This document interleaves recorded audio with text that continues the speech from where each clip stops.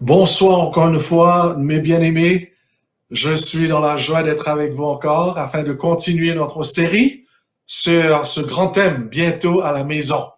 Nous avons déjà étudié, nous avons vu que c'est la chose la plus extraordinaire, je pense, de rencontrer Jésus lorsqu'il revient dans les nuées, afin de vivre l'éternité avec lui, ainsi bien qu'avec les rachetés, les enfants de Dieu.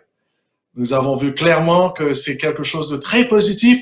Il y a la partie négative aussi, car il y aura un jugement. Il ne faut pas oublier cela, car Dieu va mettre une fin, au péché, au mal, car le péché nous détruit, ça nous fait du mal. Donc, il y aura ce jugement où Dieu va détruire le mal, le péché. C'est pour cela qu'il y a cet appel dans cette préparation pour l'éternité de lâcher, d'abandonner, de se dépouiller du péché et de se revêtir de Jésus. Et donc, on va continuer encore sur ce sujet. On est encore dans Romains chapitre 13 aujourd'hui, mais nous allons un petit peu plus profond. Laisse-moi démarrer avec cette question pour vous. Qui voudrait chercher le palais du roi? Et quand vous y arrivez, vous êtes satisfait de se tenir à la porte au lieu de rentrer dans ce palais-là. Qui va vouloir faire cela? Surtout quand le roi vous a invité à entrer dans son palais, afin de demeurer dans sa présence et de partager avec lui toute la gloire de sa vie royale. Je ne pense pas que vous allez vouloir simplement aller au palais, rester à la porte, surtout lorsque le roi dit « Mais rentre, viens s'asseoir, même à ma table, et de manger avec moi. » Qui va vouloir rester à la porte sans savourer la gloire de ce roi? Et pourtant, il est en train de t'inviter. Qui voudra faire ça? Malheureusement, mes chers bien-aimés, c'est ce que font beaucoup de chrétiens aujourd'hui. Beaucoup viennent à Jésus, mais ils n'ont jamais connu la bénédiction de vivre en Christ, d'y demeurer en lui. Malheureusement, beaucoup sont toujours étrangers à ce qui se passe à l'intérieur du palais de Jésus. Est-ce que vous me suivez là? Beaucoup sont seulement venus à la porte du palais et ils se tiennent là. D'ailleurs, ils sentent la nourriture extraordinaire qui se prépare à l'intérieur. Et quelquefois, ils bavent en dehors du palais. Mais ils ne viennent jamais et ne mangent jamais véritablement à la table du Christ. Ils arrivent à la porte du palais, puis quittent le palais et reviennent l'autre semaine ensuite. Et ils les font encore et encore. C'est-à-dire, il y a beaucoup de ces chrétiens-là qui vont vers Dieu, mais ils n'ont jamais expérimenté la vie de Dieu. Ils n'ont jamais rentré en Christ afin de savourer la vie qui vient d'en haut. Ils n'ont jamais goûté et apprécié le Christ et son amour et sa paix et sa joie et sa vie. Et pourtant, ils pensent que c'est ça le christianisme. Je vous pose la question, est-ce que vous êtes une de ces personnes? Car il y a beaucoup qui vont à l'église aujourd'hui et rejoignent même l'église, mais ils n'ont jamais entré en Christ. Ils ont rentré dans l'église, mais ils n'ont jamais entré en Christ et ils n'ont jamais devenu vivants en Christ. Wow! En conséquence, ils sont toujours agités, fatigués, frustrés dans le christianisme. D'ailleurs, ils vont nulle part avec Jésus. Ils sont complètement flous. Alors, où se trouve le problème?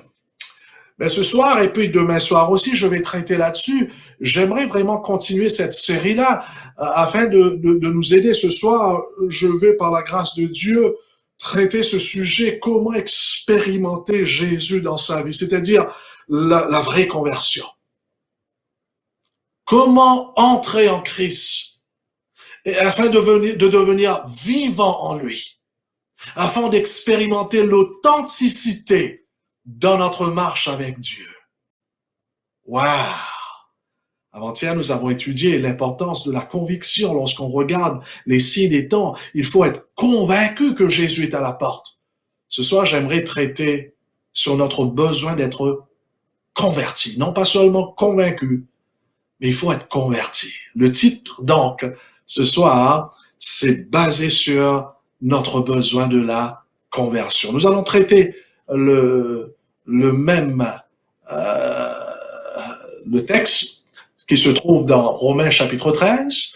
Nous allons prendre le verset 11 comme d'habitude. Cela importe d'autant plus que vous savez en quel temps nous sommes. C'est l'heure de vous réveiller enfin du sommeil, car maintenant le salut est plus près de nous que lorsque nous avons cru. La nuit est avancée, le jour approche. Dépouillons-nous donc des œuvres des ténèbres et revêtons les armes de la lumière. Parce que nous appartenons au jour, nous devons mener une vie décente à la vue de tous. Marchons loin des excès et de l'ivrognerie, de la luxure et de l'impudicité, des querelles et des jalousies. Et voilà le verset 14. Mais revêtez-vous du Seigneur Jésus-Christ et n'ayez pas soin de la chair pour en satisfaire les convoitises. Ce soir, j'aimerais traiter sur cette grande partie-là. Revêtez-vous du Seigneur Jésus-Christ. Qu'est-ce que ça veut dire de se revêtir de ce Jésus-là? Et comment le faire? Donc, le titre de ce soir, c'est « Être religieux ou être chrétien ». Qui êtes-vous? Prions le Seigneur. Notre tendre Père Céleste, merci encore une fois pour ce moment extraordinaire que tu nous donnes afin de fouiller ta parole, de rentrer dans ta parole, de puiser de ta parole, afin de connaître ce Jésus, de connaître la vérité, l'évangile éternel. Nous avons besoin de ton Esprit Saint pour cela, car notre intelligence est tellement trop faible. Ça a été ténué par le péché. Lave-nous, mon Père, avant d'ouvrir ta parole. Purifie-nous de notre ego, de notre moi, de nos péchés, de nos manquements. Remplis-nous de ton Esprit Saint afin de pouvoir discerner ta parole, afin de pouvoir rencontrer Jésus à travers ta parole. Et que de retour, nous puissions tomber amoureux de ce Dieu et vivre sa vie en attendant ton glorieux retour. Bénis ce moment et bénis celui qui prêche en ton nom. Au nom de Jésus. Amen. Donc, la même question, je vous pose. À quelle heure est-il? Maintenant, vous connaissez la réponse, hein?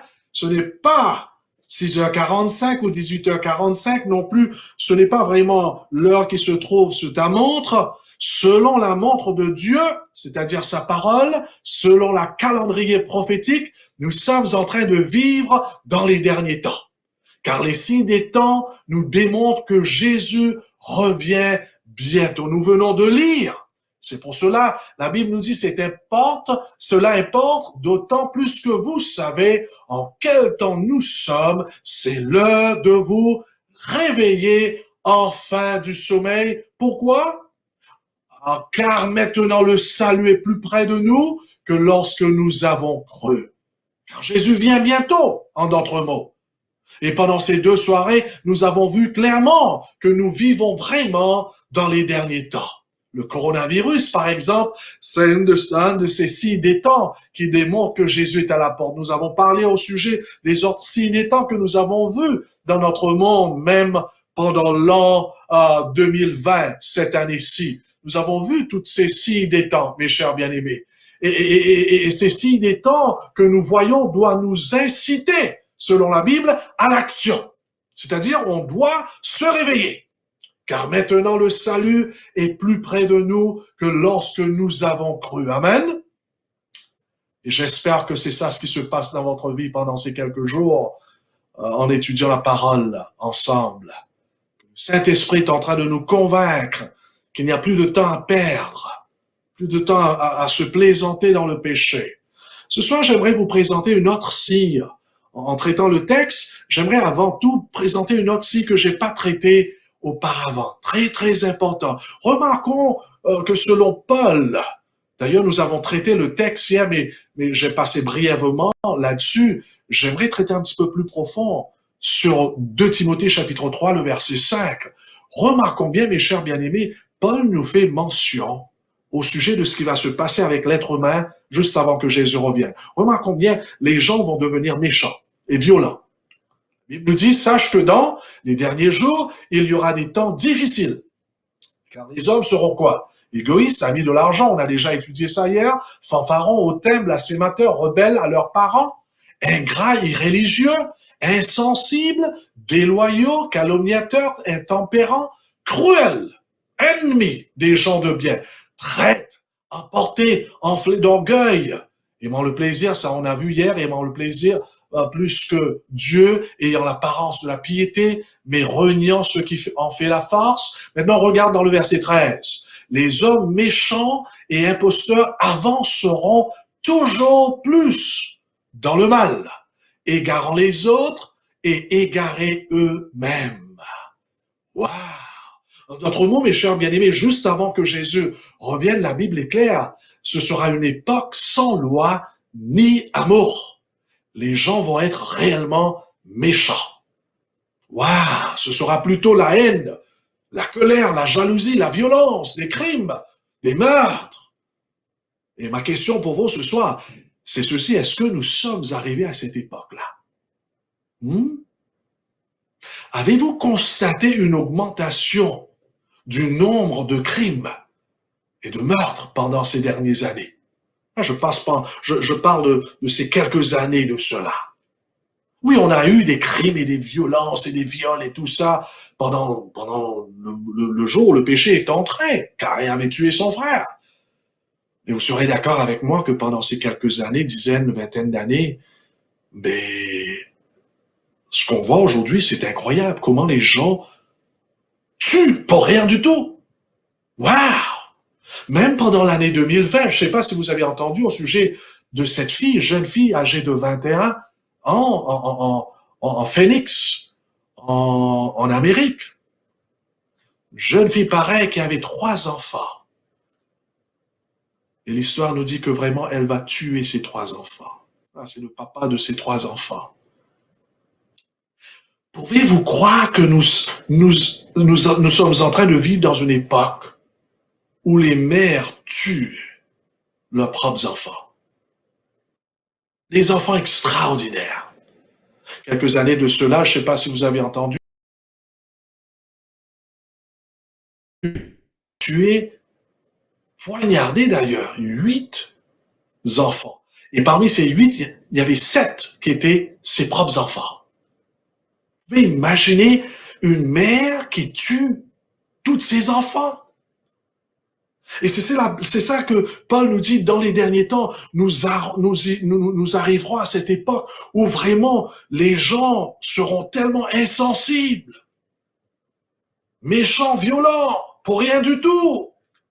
Et cette année d'ailleurs, non pas seulement cette maman, mais les papas aussi tuent leurs enfants. Vous avez sûrement entendu parler de cet homme à Brisbane. Cet homme en Australie va tuer ses 3 enfants. D'ailleurs, il va mettre le feu dans la voiture où il y avait les 3 enfants ainsi bien que madame, son épouse. Et elle va tuer tous ses 3 enfants et son épouse. Juste avant de mourir, son épouse a pu quand même dire la vérité que c'était son mari qui a mis le feu et toute la famille était morte, car l'homme était mort aussi après dans l'incendie.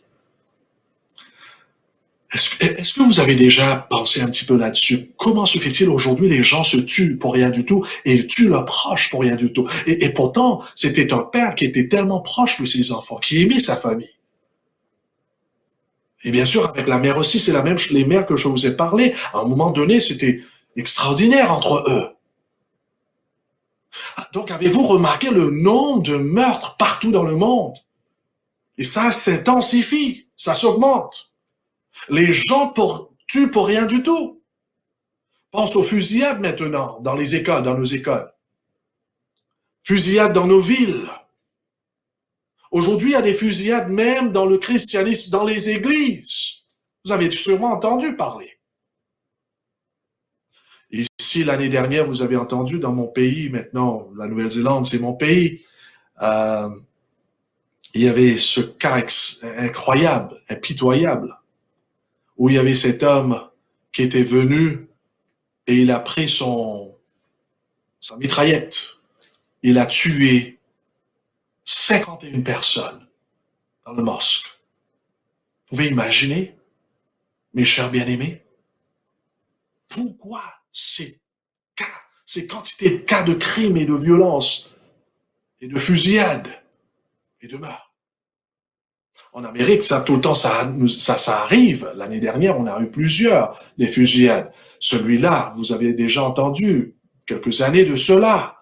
Un homme qui chante, il y avait plusieurs personnes qui l'écoutaient, et tout d'un coup, il y avait cet homme, de la part de sa fenêtre de l'hôtel, il tirait sa mitraillette, il a tué combien? 58 personnes. Juste comme ça. Pourquoi? Tous ces cas. Bien sûr, la Bible nous dit que c'est ça ce qu'on va voir. Mais la question, c'est ceci. Pourquoi cette augmentation du nombre de fusillades et de meurtres? Savez-vous pourquoi? D'ailleurs, c'est plus encore si nous constatons maintenant les extrémistes qui tuent des gens sans remords et qui mettent ces images et ces vidéos sur l'Internet afin que les autres voient. Moi, je vous dis quelque chose, les industries du film ne peuvent plus rivaliser avec ce qui se passe réellement dans notre monde. C'est incroyable, mes chers bien-aimés. Vous savez pourquoi? Ces quantités de cas de mort. Laisse-moi vous montrer quelque chose qui m'a touché à travers les écritures de cette femme, Ellen White. J'aime ces écritures. D'ailleurs, je vous encourage de lire ses livres. C'est incroyable. Elle dit ceci, ça c'était à son époque, des années, centaines d'années, enfin disons 100 ans, pratiquement de cela, elle disait, elle a vu, elle disait, nous vivons au temps de la fin.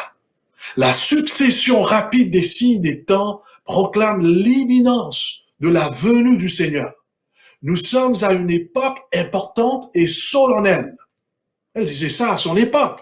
Et remarquons bien qu'est-ce qu'elle dit là, j'ai surligné là ici. L'Esprit de Dieu se retire de la terre, peu à peu, mais sans arrêt. Première raison pour laquelle on voit tous ces cas de crimes et de violence.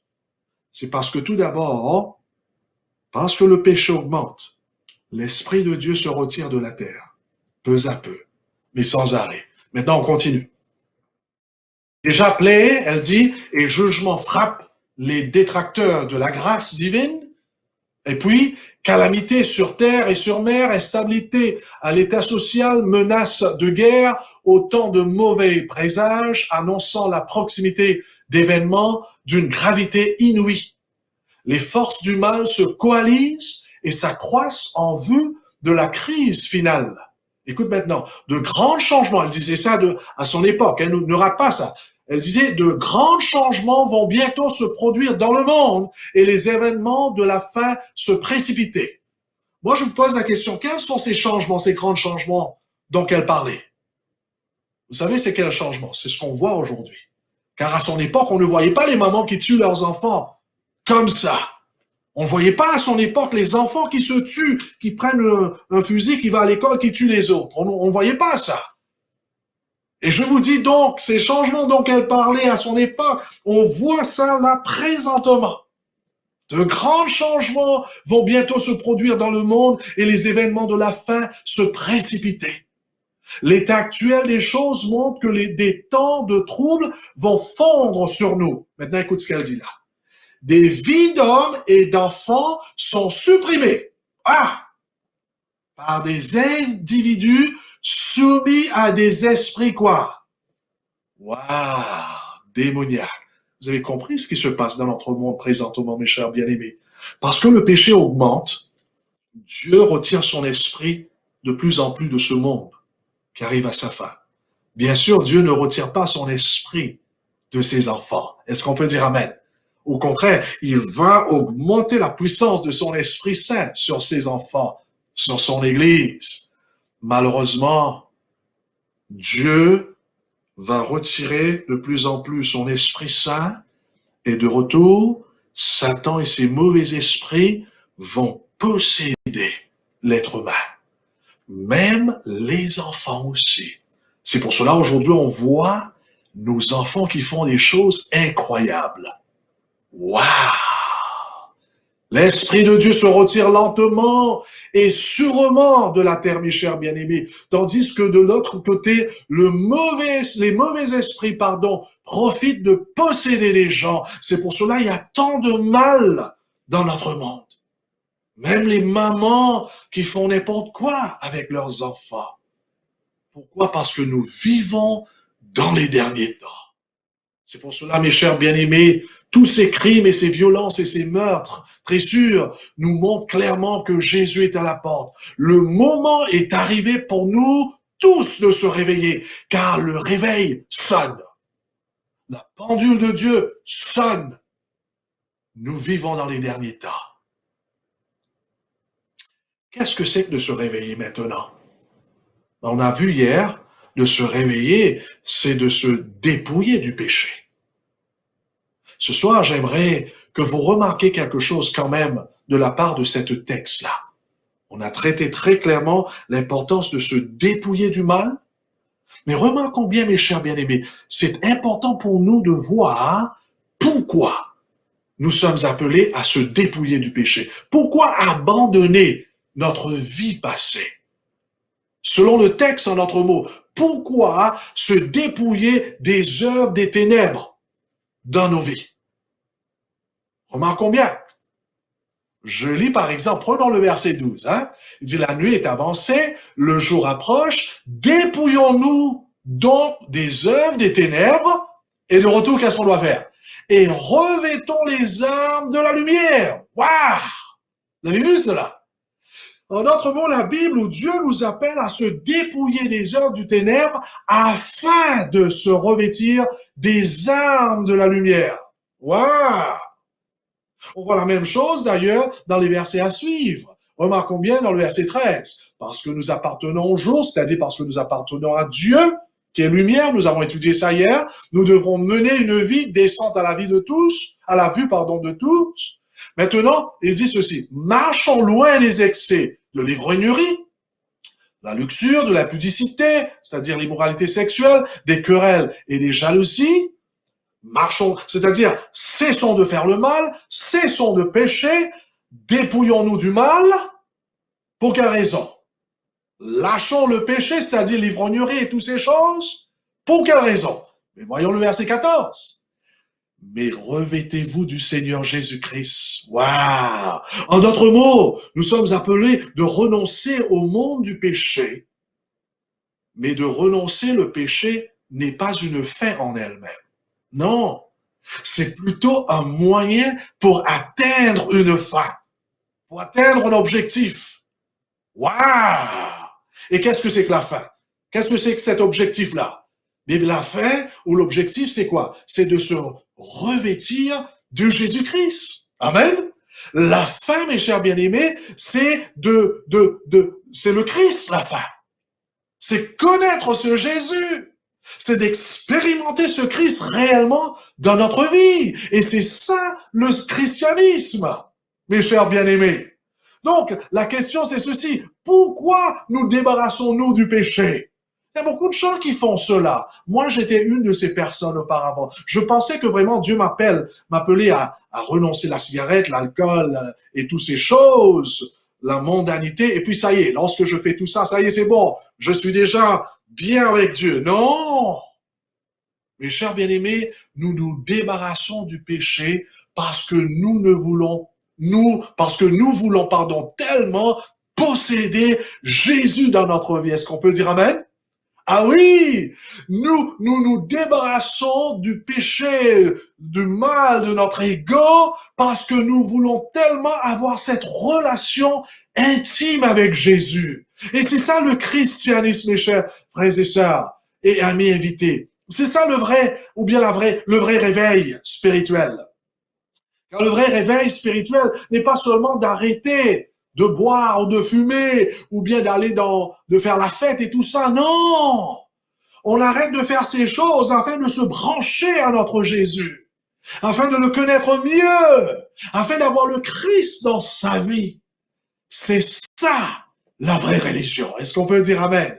Je l'ai mis sur l'écran. Qu'est-ce que c'est que la vraie religion? Qu'est-ce que c'est qu'une religion en bonne santé? Voilà, une religion qui est une religion en bonne santé, c'est une religion saine. Et celle qui abandonne les choses pécheresses pour se revêtir de Jésus. En d'autres mots, nous ne lâchons pas le monde pour échapper au jugement.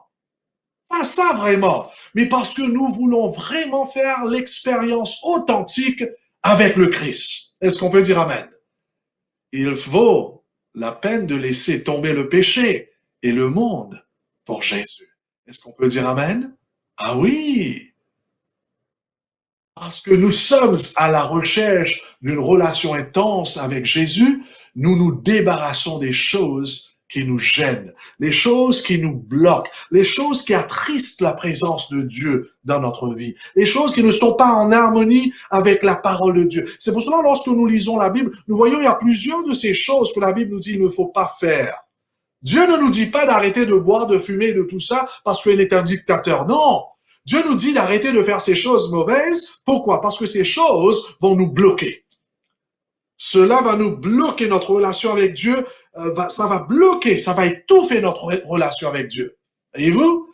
Et c'est pour cela on se débarrasse de ces choses afin que le Christ devienne réel de plus en plus dans ma vie. Donc nous obtenons moins du monde parce que nous voulons plus de ce Jésus. Est-ce qu'on peut dire Amen?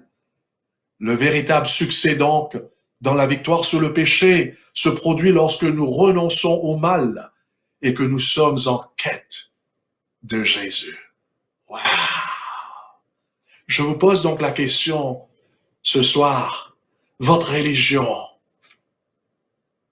est-elle centrée sur le Christ?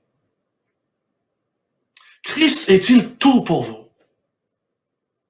Vivez-vous vraiment pour le Christ? C'est ça la question qu'on va traiter ce soir. Ou bien vous êtes en train d'arrêter de faire des choses mauvaises et puis ça y est, c'est tout. Laisse-moi vous dire, si vous êtes un de ces chrétiens qui arrêtent de faire le mal et puis ça y est, c'est tout, ben vous êtes malheureux. Vous êtes mort spirituellement d'ailleurs. Car c'est seulement lorsque le Christ rentre dans votre vie que vous devenez vivant en Christ. C'est ça le vrai réveil. Sans que le Christ rentre dans le cœur et possède l'âme, on est tous morts spirituellement. Et c'est pour cela la vraie religion, c'est une religion qui est centrée entièrement sur le Christ et sur rien d'autre. Amen. C'est pour cela un des termes centraux, mes chers bien-aimés, que nous voyons dans les Saintes Écritures, c'est ce terme « en Christ ». Et on voit ça surtout dans les Écritures de Paul, l'apôtre Paul. L'apôtre Paul utilise ce mot « en Christ », ce terme-là, « en Christ » 164 fois dans toutes ses Écritures. Et vous savez pourquoi? D'ailleurs, remarquons bien par exemple, et remarquons bien comment il démarre le livre d'Éphésiens. Je lis Éphésiens, chapitre 1er et le verset 1er, et la Bible nous dit, si Paul, apôtre de Jésus-Christ, par volonté de Dieu, aux saints qui sont à Éphèse et aux fidèles où? En Christ. Remarquons bien là, ici, Paul parle à l'Église en Éphèse. Il parle aux chrétiens en Éphèse. D'ailleurs, il les appelle saints.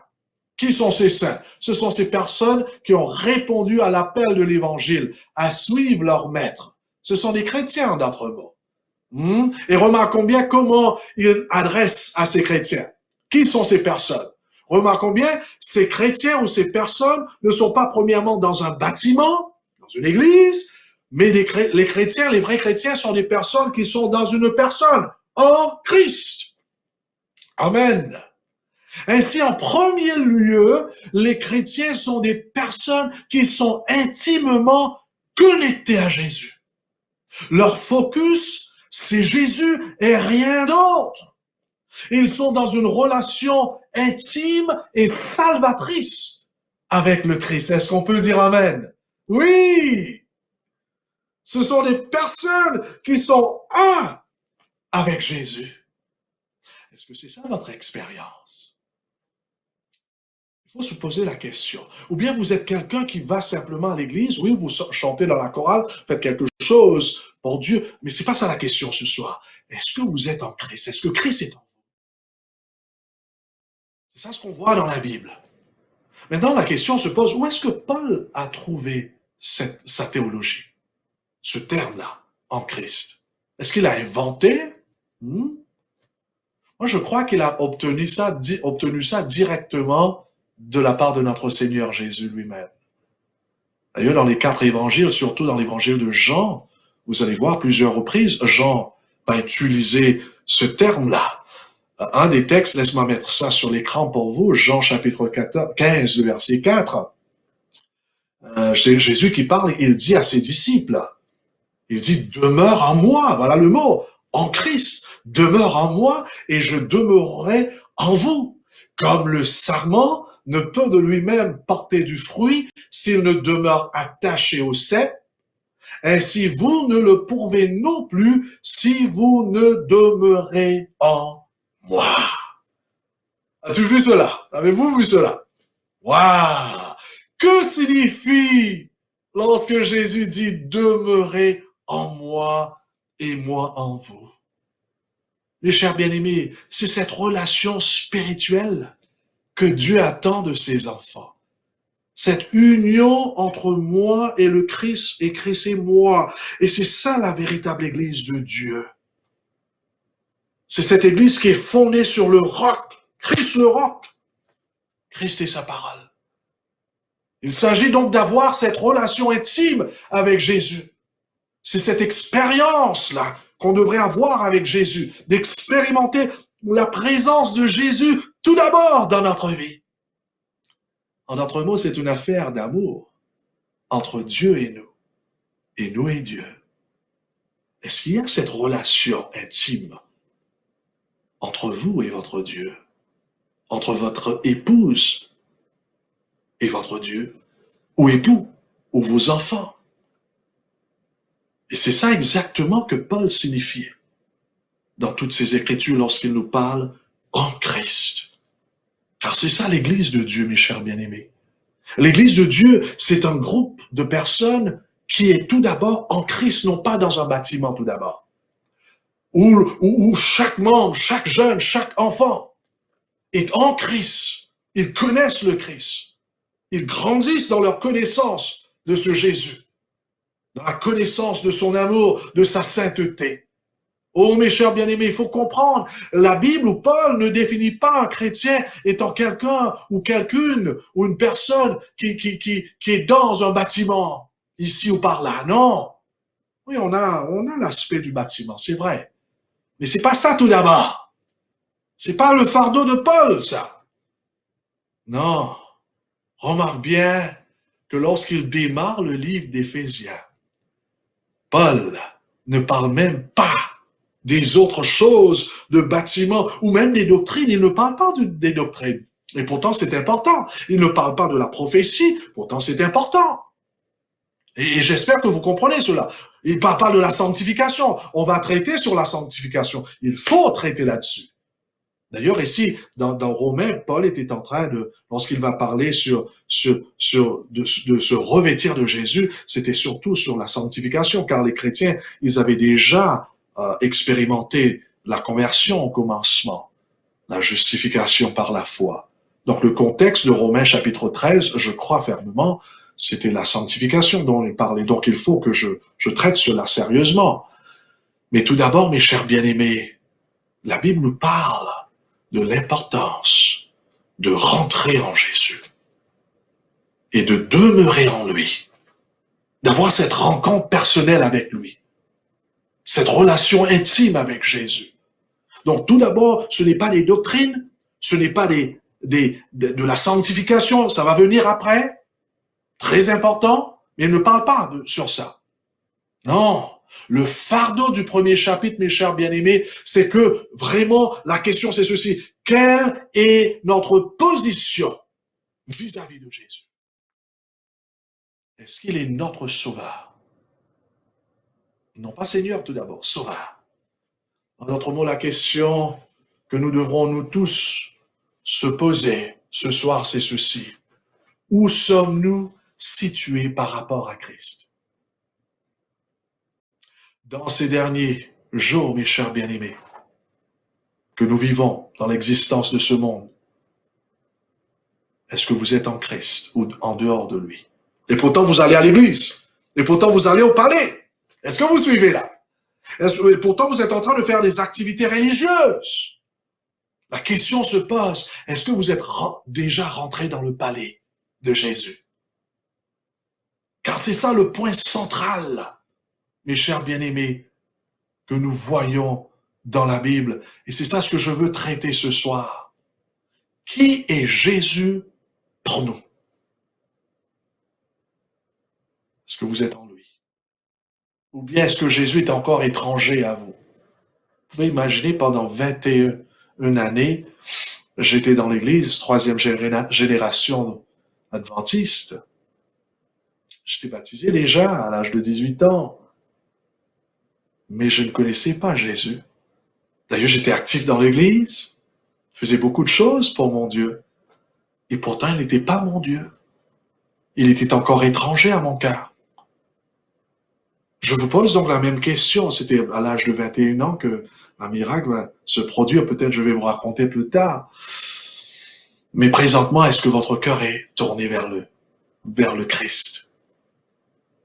Est-ce que vous avez expérimenté, en d'autres mots, la nouvelle naissance, la vraie conversion? Je ne vous pose pas la question si vous êtes rentré dans l'eau, parce que moi, à l'âge de 18 ans, j'étais rentré dans l'eau. Mais j'étais encore perdu. Je ne te pose pas la question, je ne vous pose pas la question si vous êtes en train de servir ce Dieu-là. Non, parce que vous pouvez le servir sans le Christ dans votre vie.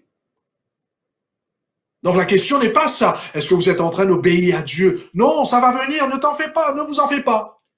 La question c'est ceci, est-ce que vous êtes en train d'avoir une relation avec Jésus? Si vous êtes en train d'obéir à Jésus, est-ce que votre obéissance est fondée sur le Christ, fondée sur cette relation que vous avez avec lui? Est-ce que vous êtes en train de l'adorer, mais hors de lui? C'est-à-dire vous êtes en train de faire beaucoup de choses au sein de votre Église, mais en portant un masque religieux. Car se revêtir de Jésus, mes bien-aimés, ce n'est pas simplement d'arrêter de faire... Non, non, non. C'est d'avoir Jésus en soi. Est-ce que Christ est votre vie? C'est ça la question. Et lorsque nous étudions la Bible, vous savez quoi? C'était comme ça auparavant. Lorsque Dieu a créé nos premiers parents, Adam et Ève, j'aimerais parler un petit peu là-dessus, mes chers bien-aimés, car Adam et Ève étaient créés en Christ, d'ailleurs. Christ en eux, le Saint-Esprit était déjà dans leur vie. Mais plus que ça, vous savez quoi? La Bible nous donne une idée là-dessus. Dieu marchait avec Adam et Ève dans le jardin d'Éden. Il y avait cette relation intense en d'autres mots. Dieu marcha avec Adam et Ève, Dieu parla ensemble avec eux, Dieu discuta avec ces deux-là, il mangeait avec eux, Dieu vivait ensemble tous les jours avec nos premiers parents. Et tous les moments de la journée, il y avait cette relation intense. J'aimerais que vous puissiez voir cette image-là dans votre tête. Il y avait cette intimité entre Jésus et nos premiers parents. Christ était tout pour eux. Christ était avec eux dans leur vie. D'ailleurs, j'aime ce chant-là, comme nous chantons dans la version française. Il marche avec moi, mon sauveur, mon roi. Il me dit que je suis à lui. Il est mon soutien. Il est tout mon bien, mon salut, mon divin appui. Est-ce qu'on peut dire amen? Mais c'était ça l'expérience d'Adam et Ève auparavant. Et c'est ça, de demeurer en Jésus, mes bien-aimés. C'est pas d'avoir une affiliation avec une église, tout d'abord. Il est vrai que c'est important, l'église est tellement important. Car c'est ça ce que Dieu va servir afin d'amener cette bonne nouvelle éternelle pour sauver les âmes. On peut pas mettre l'église à côté. Mais il faut comprendre que le christianisme, c'est la personne de Dieu, de Christ en soi, et nous en lui. C'est d'avoir cette relation basé sur l'amour pour le Christ, non pas sur la frayeur. Amen. Donc, il ne s'agit pas tout d'abord d'aller à l'église, même si ça c'est important, ou bien de faire des bonnes œuvres, même si cela est important. On va être traité sur des bonnes œuvres après cela, dans un autre de ces sermons. Ce n'est pas de se focaliser sur des autres choses, sur la réforme même. Hier, je vous ai partagé que vraiment, dans ces derniers temps, nous sommes appelés à se réveiller, c'est pas vrai? Et de se réformer. Mais tout d'abord, le christianisme, c'est pas sur la réforme ou la moralité même. Car on peut être des gens moraux, je sais pas si on dit ça en français, on peut être des gens moraux ou morales et pourtant sans avoir le Christ. Les pharisiens étaient ces gens-là. C'était des gens vraiment très moraux dans la société et pourtant, c'était des gens qui étaient morts spirituellement. Donc, le christianisme, ce n'est pas tout d'abord de se focaliser sur d'arrêter de faire ceci, d'arrêter de faire cela, d'avoir de la réforme dans notre vestimentaire ou bien dans la nourriture. Tout ça, c'est très important. On va parler là-dessus plus tard. Très important. Mais c'est pas ça l'objectif. C'est pas ça le focus. Sinon, nous sommes une secte. Car ce sont des sectes ou des fausses religions qui se concentrent sur toutes les autres choses, sauf le Christ. Tandis que dans le christianisme authentique, le Christ domine tout. Est-ce qu'on peut dire amen? C'est de le connaître, c'est de le rencontrer, c'est d'être créé en lui, c'est de devenir vivant en Christ. Est-ce que vous êtes vivant en Christ? Car c'est seulement lorsqu'il rentre dans notre vie qu'on devient vivant, lui. Waouh! Et c'est là qu'on commence à produire ces bonnes œuvres. Est-ce qu'on peut dire amen? Oui! C'est là qu'on va obéir à Dieu. C'est dans ce contexte de cette relation intime avec le Christ. Waouh! Car lorsqu'on est en Christ et Christ est en nous, on l'obéit par amour. Ce n'est pas une obéissance forcée. Non! Ça démarre avec le Christ, ça termine avec le Christ. Est-ce qu'on peut dire amen? Oui, et c'est ça le christianisme, mes chers bien-aimés, c'est d'avoir cette relation avec le Christ où il marche avec moi, où je marche avec lui, où il me dit que il est mon sauveur, mon roi, il me dit que je suis à lui, il est mon soutien. Est-ce que c'est ça l'expérience que vous avez présentement? Car laisse-moi vous dire, c'est ça ce que la Bible, c'est ça l'invitation de l'Évangile, c'est qu'on puisse avoir cette expérience authentique avec le Christ. Rentrez en lui. D'ailleurs, remarquons bien comment Luc va dire cela dans Actes des Apôtres, chapitre 17, le verset 28. En effet, Luc dit ici, c'est en Christ, voilà le terme encore, c'est en Christ que nous avons la vie, le mouvement et l'être, car nous sommes ses enfants. Waouh! C'est seulement en Christ que nous allons pouvoir devenir vivants. Amen. C'est en Christ que nous avons notre mouvement. Est-ce que vous voyez cela, mes chers bien-aimés? Donc, ce n'est pas une question d'aller vers le palais une fois par semaine, le palais de Dieu, et puis je sens l'odeur. Non. L'invitation de l'évangile du Christ, c'est une invitation d'aller vers le Christ et de rentrer dans le palais du Christ et de rester dans ce palais. Est-ce qu'on peut dire amen? Waouh! C'est pour cela, laisse-moi vous dire quelque chose, mes frères et mes sœurs, amis invités. Le Christ n'est pas un accessoire. Le christianisme n'est pas un supplément, un accompagnement de notre vie de tous les jours. Non, non. Ce n'est pas un remplissage. J'ai un petit parti pour Dieu. Non, non, non. Le Christ, c'est tout pour nous. C'est ça le christianisme. Et c'est ça la beauté de l'évangile. C'est de rentrer en Christ afin que je reste en Christ. Et voilà, la vie démarre pour moi. Je reçois la vie de Dieu. Est-ce qu'on peut dire amen? Waouh! Qui fait que tout se passe en lui. Tout mon être. Je vais à l'église en Christ. Je sors de l'église et pourtant je reste en Christ. Est-ce qu'on peut dire amen? Je prie en Christ. J'étudie la parole en Christ. Je vais jouer le volley en Christ. Je vais jouer le foot en Christ. Amen. je vais faire le shopping en Christ. Tout se passe en lui et pour sa gloire. Est-ce qu'on peut dire amen? Waouh! Car le Christ est devenu ma vie. Waouh! Et c'est pour cela que je ne veux pas le quitter après avoir été à l'église ou bien après avoir prié le matin. Je veux continuer avec le Christ parce qu'il est ma vie. Et vous savez qu'est-ce qui se passe en résultat? C'est là que nous expérimentons la vie de Dieu. C'est là que nous devenons vivants. C'est quelque chose de spirituel. C'est là que j'expérimente sa présence quotidiennement dans ma vie et momentanément. C'est là que vraiment, en Christ, c'est là que je discerne plus son amour, sa paix. Même si les choses ne vont pas bien autour de moi, Dieu soit loué parce que je suis en Christ et il est en moi. Je suis en paix. Amen. Je suis un homme inébranlable. Amen. Waouh. C'est là que nous allons vivre cette unité avec le Christ. Laisse-moi vous dire, c'est ça la plus grande expérience que vous pourriez avoir sur cette terre. C'est un miracle, vous savez. Comment est-ce que cela se fait? Mais il faut tout d'abord, j'ai mis ça sur l'écran, en Christ, c'est deux choses.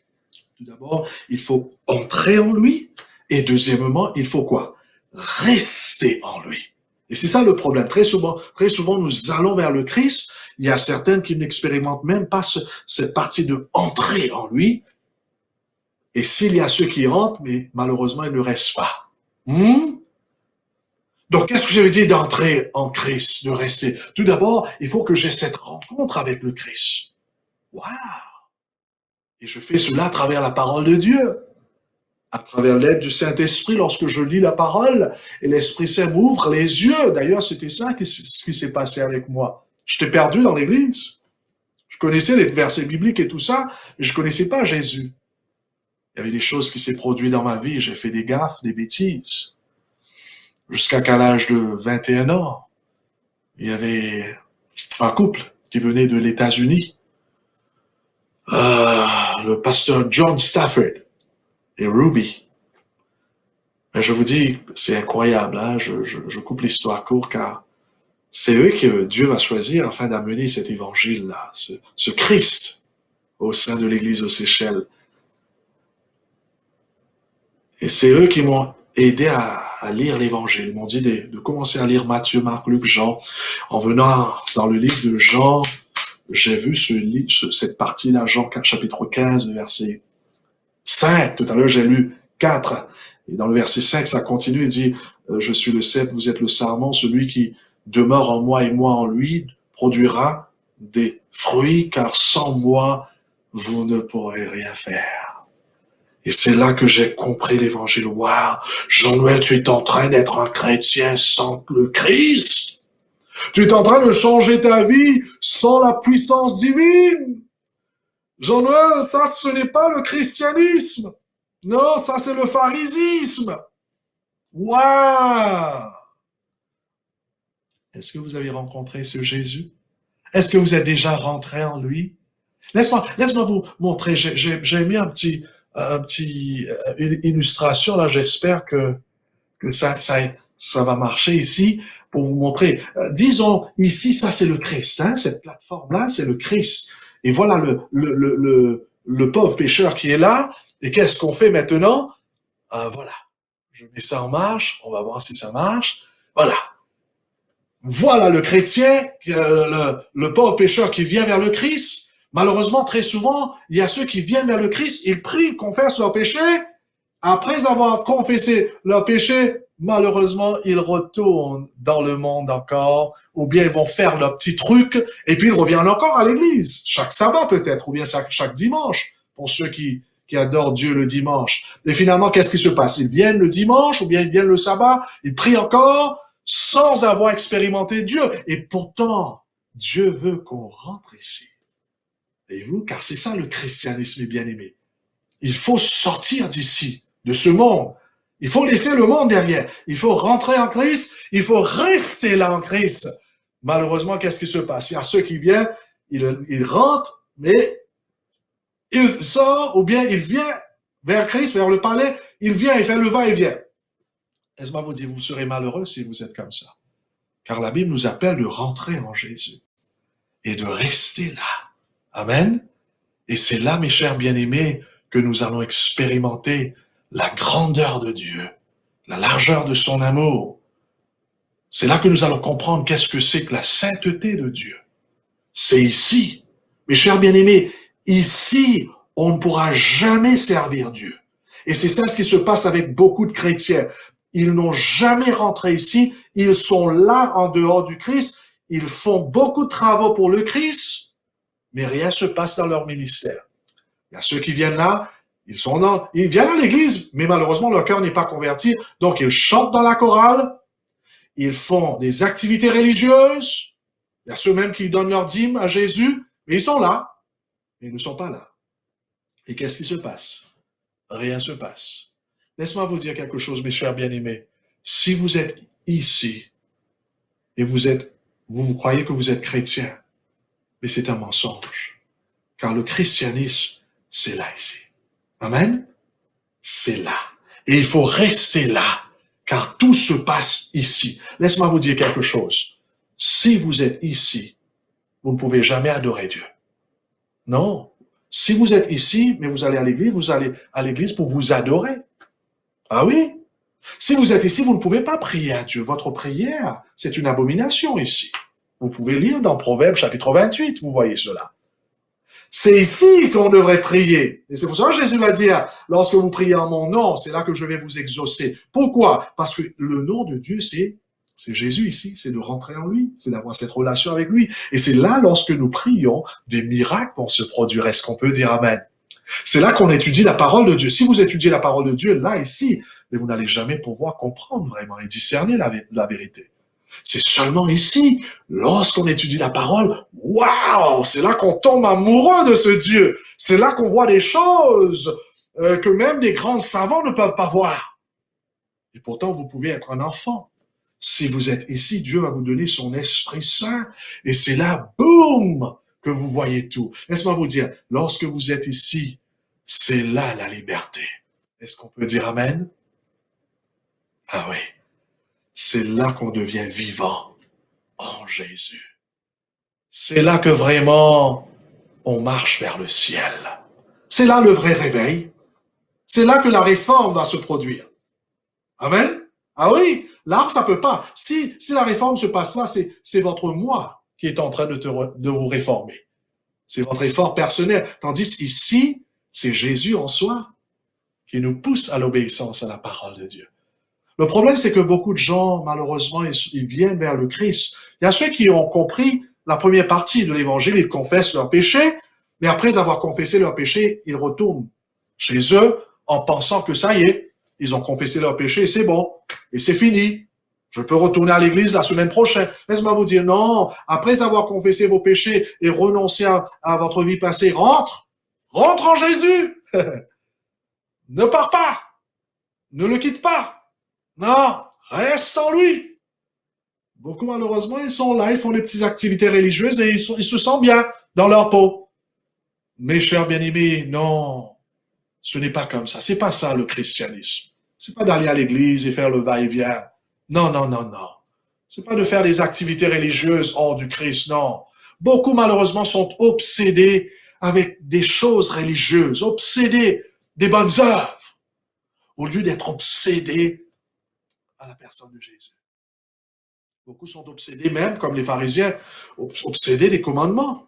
Ah, mais c'est très important, les commandements. Il faut comprendre, hein. Il ne faut pas que vous interprétez mal ce que je dis. On va traiter sur les commandements de Dieu. Très important, surtout dans les derniers jours que nous vivons. Mais il y a des gens qui sont tellement obsédés au sujet du sabbat, des commandements, ils ont oublié le maître du sabbat. Ici, Jésus. Waouh! Il y a ceux qui sont vraiment obsédés avec le message de la santé et finalement ils sont en train de faire beaucoup de choses au sujet de leur santé physique, mais ils ont oublié la santé spirituelle. La santé spirituelle, c'est Christ en soi. Est-ce qu'on peut dire Amen? Christ en soi! C'est de connaître le Jésus, ce vrai Dieu. Amen. D'abandonner sa vie à lui, de tomber amoureux de ce Dieu qui est vivant aujourd'hui. Oh, mes chers bien-aimés, c'est là que nous allons expérimenter des réformes, mes frères et mes sœurs, amis et invités. Tout doit être fait en Christ. Car si vous faites des choses ici, c'est pour votre gloire. Tandis que ici, ce n'est plus moi qui vis, Paul dit, Galates chapitre 2. Mais c'est Christ qui vit en moi. Et je vis pour sa gloire. Laisse-moi vous dire, cette préparation que Dieu attend de ses enfants, ça démarre ici. Dieu veut qu'on connaisse son Fils, Jésus. C'est ça la vie éternelle, c'est pas ça? Hein, dans Jean chapitre 17, le verset 3, nous voyons cela. Hein?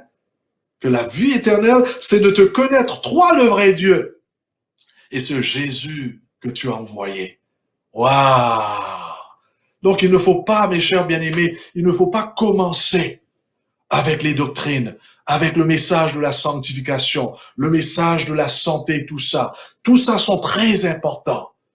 Mais il faut commencer avec le Christ. Sinon, comme je vous ai dit tout à l'heure, sinon ce sera une secte. Ah oui. Remarquons bien qu'est-ce qui se passe lorsque nous sommes ici. 1 Jean chapitre 5, le verset 11 et 12, la Bible nous dit ceci, et voici ce témoignage, c'est que Dieu nous a donné la vie éternelle, et que cette vie est en son Fils. Celui qui a le Fils a la vie. Celui qui n'a pas le Fils de Dieu n'a pas la vie. Oh mes chers bien-aimés, lorsque nous avons le Christ, nous avons la vie éternelle. Nous avons vu que vraiment nous sommes en train d'attendre le salut, le retour du Christ. Mais laisse-moi vous dire, lorsque quelqu'un a Jésus, le jour où il a Jésus dans sa vie, la vie éternelle démarre dans la vie de cette personne. Est-ce qu'on peut dire Amen? C'est là que nous sommes appelés enfants de Dieu. L'Esprit lui-même rend témoignage à notre esprit que nous sommes enfants de Dieu. Waouh, lorsque le Christ est en nous, c'est là vraiment que nous réalisons que nous sommes enfants de Dieu, non plus enfants de la chair ou enfants du péché. 1 Jean chapitre 3, le verset 1 nous dit, voyez-vous combien le Père nous a aimés pour que nous puissions être appelés enfants de Dieu, et nous le sommes. Mes chers bien-aimés, lorsque nous sommes là, c'est la vie éternelle. Un jour, il y avait cette personne ici, s'appelle Ben Maxon. Ben Maxon avait son père, comment on dit ça, father-in-law, le beau-père. Mais il était mourant, il avait 92 ans. Donc, ils ont décidé d'aller visiter le père à l'hôpital. Et ils sont allés, et voilà, le père, 92 ans, il avait, si je me rappelle bien, le cancer, il allait mourir. Mais malheureusement, bien que le père était un adventiste, mais c'était un homme dur, très très dur. D'ailleurs, c'était un ancien pendant plusieurs années. Et voilà, Ben Maxon était en train de vraiment prêcher à son père. Il dit, papa, ce n'est pas trop tard. Accepte Jésus dans ta vie, confesse tes péchés. Donne ton cœur à Jésus. Et le monsieur commençait à s'énerver. Qu'est-ce que tu dis? De donner mon cœur à Jésus? Je suis déjà un chrétien. Je suis ancien de l'église. Pendant plusieurs années, j'étais ancien. Papa, s'il te plaît, donne ton cœur à Jésus. Reçois-le dans ta vie. Vis en Christ, papa. Il commence à s'énerver. Qu'est-ce que tu es en train de dire? Et finalement, il commençait à montrer sa vraie couleur. La vraie couleur de sa peau. Il dit, si vraiment Dieu m'aime, comment se fait-il que je suis malade comme ça? Papa, donne ton cœur à Jésus. Papa, ce n'est pas trop tard. Si Dieu m'aime, il dit, comment se fait-il que vraiment je peux rien faire, je vais mourir bientôt? Et il commençait à hurler, à être en colère. Et finalement, le pasteur lui dit, papa, ce n'est pas trop tard. Jésus frappe à ta porte. Vous savez, cet homme va être touché. Et finalement, il va commencer à pleurer. Et il va ouvrir son cœur à Jésus. Et il va l'accepter dans sa vie en renonçant sa vie passée, en confessant ses péchés, en abandonnant son orgueil, sa jalousie, sa haine et tout. Vous savez, et puis après cela, parce que Ben Maxon est rentré chez lui avec son épouse. 2 semaines plus tard, ils sont revenus à l'hôpital pour visiter le papa. Et vous savez qu'est-ce qui s'est passé? En venant à l'hôpital, il y avait une infirmière qui a couru vers le papa, vers Ben Maxon, et elle a dit, qu'est-ce qui s'est passé avec ton père? Et Ben Maxon dit, mais quoi, qu'est-ce qui s'est passé? Moi, je suis pas ici, moi. Est-ce qu'il est mort? Et l'infirmière dit, non, non, il y a quelque chose d'étrange qui est produit dans la vie de ton père, de votre père. Qu'est-ce qui s'est passé? Et voilà, c'est là que un autre médecin qui vient et dit, mais il y a un miracle qui s'est produit dans ton père. Vous savez pourquoi? Parce que avant que vous êtes venu 2 semaines de cela, votre père était l'homme le plus difficile dans l'hôpital, dans notre hôpital. C'était l'homme le plus, qui s'énervait le plus. Il se plaignait le plus. Il n'aimait pas notre nourriture. Il se fâchait contre les infirmières lorsque les infirmières venaient pour donner des injections. C'était l'homme qui était le plus difficile. Mais, lorsque vous l'avez quitté 2 semaines de cela, c'était l'homme qui est devenu le plus gentil dans l'hôpital. Et le pasteur était quand même un peu choqué, mais quand même, il souriait. Et c'est là que les infirmières disent, mais votre père, c'est l'homme qui nous encourage le plus. C'est l'homme avec le sourire le plus extraordinaire. C'est la personne qui... Un miracle s'est produit, qu'est-ce qui s'est passé? Dis-nous! Et voilà, le pasteur va leur dire, vous savez qu'est-ce qui s'est passé? Notre papa a été adventiste pendant 92 ans, mais chrétien pendant seulement 2 semaines. Wow! Adventiste pendant 92 ans, mais chrétien pendant 2 semaines. Mes chers bien-aimés, qui est le Christ pour vous? Est-ce que vous le connaissez? Est-ce que vous avez abandonné votre vie à lui? Je vous invite présentement, là que vous voyez ces signes des temps, je vous invite à tourner votre regard vers le Christ et d'accepter la réelle condition de votre cœur, que vous êtes des pécheurs. Confessez ces péchés. Renoncez ces péchés. Avouez que vous avez besoin de Christ, que vous êtes mort sans lui spirituellement. Et invite-le dans votre cœur. Montre sur ce plateforme. Et vous allez voir comment tout va changer. Rentre dans le palais du Christ. Car c'est ça ce qu'il veut pour vous. Et c'est là que vous allez voir la vie chrétienne qui démarre. Prions le Seigneur. Seigneur, je te remets toutes ces personnes qui m'ont écouté. Je me remets moi-même entre tes mains et ma famille. Oh Seigneur, aide-nous à te connaître, toi le vrai Dieu. Jésus, aie pitié de nous ce soir. Pardonne-nous si notre religion a été fondée sur le moi ou sur nos bonnes œuvres. Fais que notre religion soit fondée sur le Christ. Et fais que nous puissions se dépouiller de toutes ces choses afin que le Christ devienne tout pour nous. Afin qu'on puisse se revêtir ce soir même de ce Christ, afin qu'il reste en nous, afin que nous puissions aller dormir en Christ ce soir et se réveiller en Christ, et d'aller travailler en Christ, de faire tout en Christ, afin que Christ soit tout pour nous. Fais ce miracle dans la vie de chacun d'entre nous. Nous t'implorons au nom de Jésus. Amen. Amen. Que Dieu vous bénisse. À demain. Et je vous invite à inviter votre ami à écouter ces messages, afin qu'il y aura beaucoup plus encore des gens qui vont connaître ce Christ extraordinaire et qui vont se préparer pour ce ciel extraordinaire. Que Dieu vous bénisse. Amen.